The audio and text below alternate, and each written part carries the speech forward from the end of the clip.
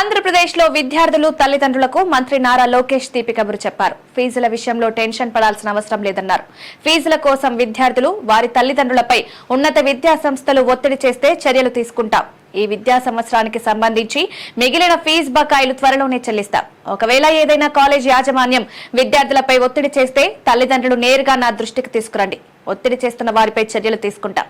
NDA ప్రభుత్వం ఏర్పడిన తర్వాత 788 కోట్ల రూపాయల ఫీజు రియంబర్స్మెంట్ బకాయిలు చెల్లించాం. ప్రైవేటు యాజమాన్యాలతో జరిపిన చర్చల్లో భాగంగా వైకాపా ప్రభుత్వం చేపట్టిన 4271 కోట్ల బకాయిలను విడతల వారీగా చెల్లిస్తామని చెప్పారు. ఆ ప్రతిపాదనకు యాజమాన్యాలు అంగీకరించాయి అన్నారు. గత ప్రభుత్వం బకాయి పెట్టిన 4271 కోట్ల ఫీజు రియంబర్స్మెంట్ మొత్తం దశల వారీగా కూటమి ప్రభుత్వం చెల్లిస్తుందని, పీజీ ఫీజు రియంబర్స్మెంట్ అమలు చేస్తామన్నారు మంత్రి నారా లోకేష్. ఏప్రిల్ 24 తర్వాత ఫీజు రియంబర్స్మెంట్ మొత్తాన్ని కాలేజీల బ్యాంక్ అకౌంట్లలో జమ చేస్తామన్నారు. తమకు రాష్ట్రంలో ఒక్క ప్రభుత్వ స్కూల్ను మూసేసే ఉద్దేశం ప్రభుత్వానికి లేదన్నారు. ప్రభుత్వ ఉపాధ్యాయులపై గత ప్రభుత్వ హయాంలో నమోదు చేసిన కేసుల్ని ఉపసంహరిస్తామన్నారు. స్కూల్స్ ప్రారంభానికి ముందే ఉపాధ్యాయులకు శిక్షణ ఇస్తామని, టీచర్ల సీనియారిటీ జాబితా ఆన్లైన్ లో ఉంచుతామని మంత్రి తెలిపారు. త్వరలోనే డిఎస్సీ ప్రకటన ఇస్తామని, ఈ ఏడాదిలోనే నియామక ప్రక్రియ పూర్తి చేస్తామన్నారు. ప్రభుత్వం 45 యాప్లు తెచ్చి ఇబ్బంది పెట్టిందని, టాయిలెట్ క్లీనింగ్ యాప్ ను తొలగించిన విషయాన్ని గుర్తు తెచ్చారు.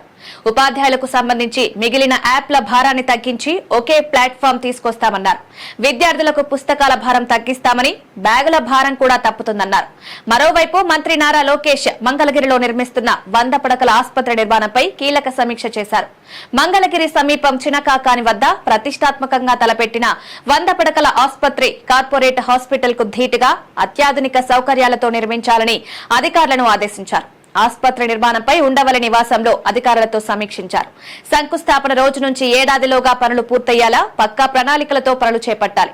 అత్యవసర రోగులకు అవసరమైన లిఫ్ట్ సదుపాయం, విశాలమైన వాహనాల పార్కింగ్ ఉండాలని సూచించారు. గ్రౌండ్ ఫస్ట్ ఫ్లోర్ కలిపి 1,14,075 చదరపు అడుగుల్లో విశాలంగా హాస్పిటల్ నిర్మాణం జరగనుందని మంత్రి నారా లోకేష్ ట్వీట్ చేశారు.